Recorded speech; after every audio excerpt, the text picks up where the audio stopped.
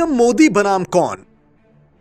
विपक्षी एकता से सवाल का जवाब तलाशते सियासी जानकारों को अब कांग्रेस जवाब देने लगी है। जग जाहिर है कि बीजेपी के पास एक दो ऐसे चेहरे हैं जिनके टक्कर का चेहरा किसी भी विपक्षी पार्टी के लिए खड़ा कर पाना फिलहाल तो नामुमकिन सा है, लेकिन इसकी काट अब कांग्रेस ने निकाल ली है। मोदी की प्रचंड लोकप्रियता, शाह की जबर रणनीति और योगी का हिंदुत्व फैक्टर, इन तीनों की काट तैयार करने के लिए राहुल गांधी चेहरे की बजाय मुद्दों का सहारा ले रहे हैं। और अब 2024 के लोकसभा चुनावों के लिए विपक्ष मोदी बनाम मुद्दे की जंग लड़ेगा। बीजेपी के पास भले चेहरा है, पर अब कांग्रेस के पास मुद्दे हैं और अब विपक्ष 2024 का चुनाव चेहरे नहीं मुद्दों के आधार पर लड़ेगा। जो लोग सवाल पूछते थे कि मोदी बनाम कौन, उन्हें विपक्ष ने बता दिया कि अब मोदी बनाम मुद्दे। विपक्षी एकता मुद्दों के आधार पर ही लड़ेगी चुनाव।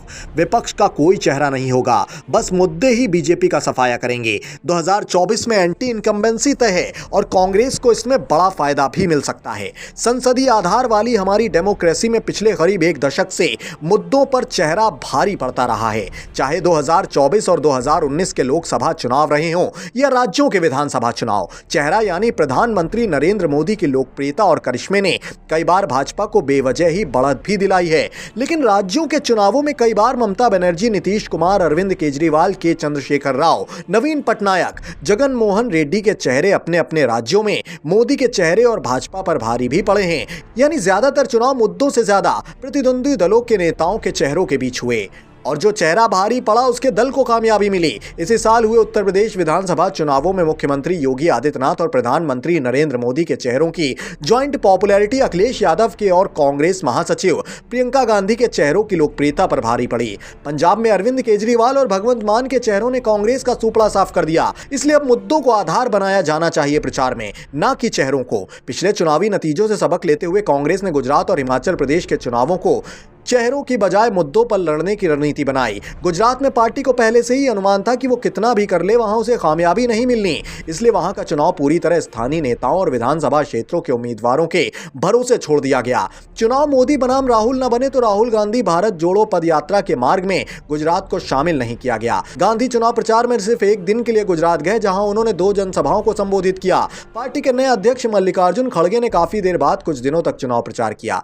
इसके उलट कांग्रेस ने हिमाचल प्रदेश पर पूरा ध्यान केंद्रित करते हुए वहां चेहरे पर नहीं बल्कि उन मुद्दों को उठाने पर जोर दिया जो जनता के बीच बेहद ज्वलंत थे।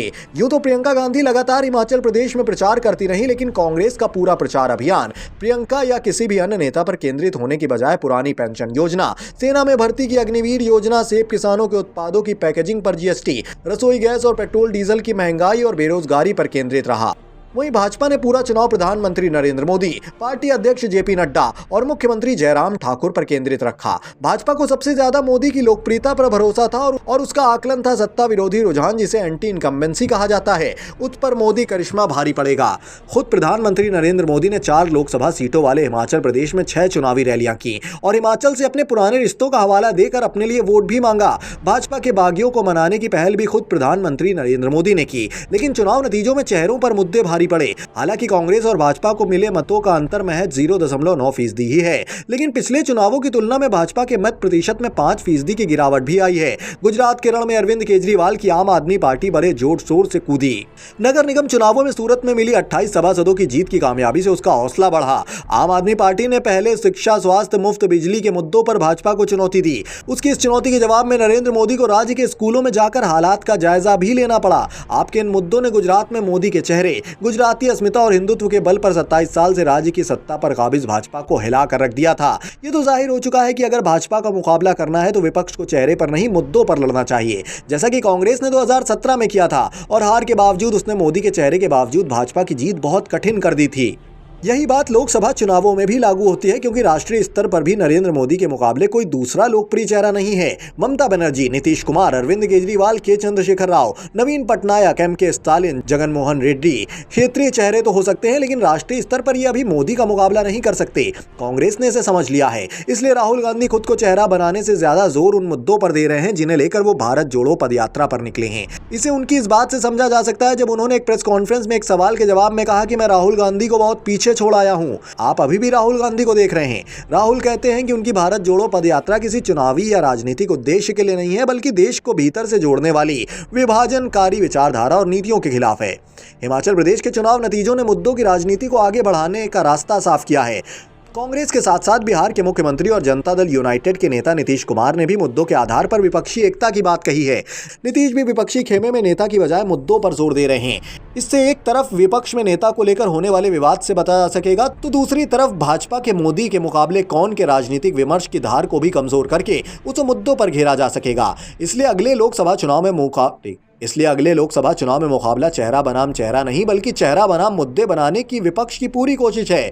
जाहिर है विपक्षी लीडर्स को यह मालूम हो चला है कि मोदी की काट अब चेहरा नहीं, सिर्फ मुद्दे ही हो सकते हैं। लिहाजा अब सभी दलों की कोशिश है कि 2024 का लोकसभा चुनाव मुद्दों के आधार पर ही लड़ा जाए, जिससे बीजेपी बैकफुट पर हो सके। 2024 में विपक्ष की बदलती तस्वीर को लेकर आप क्या नजरिया रखते हैं? कमेंट बॉक्स में अपनी राय जरूर रखें और देखते रहें नेशनल न्यूज नाउ।